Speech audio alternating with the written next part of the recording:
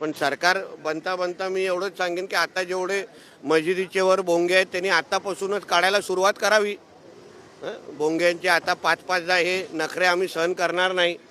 इथे इथे जे काही अनधिकृत मदार बिदार जे उभे केलेले आहेत, जे हिरवी चादरं टाकले ते आत्तापासून काढायला सुरुवात करावी.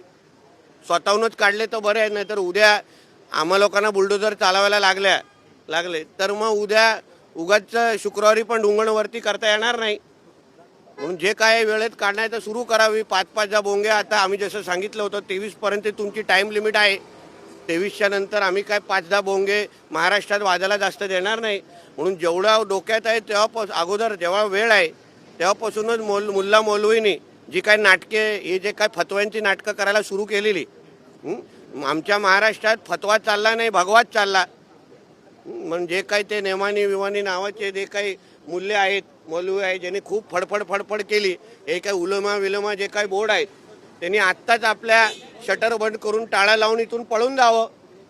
नाहीतर उद्या आम्हाला तुमची शिकार करण्याची वेळ आणून देऊ नका.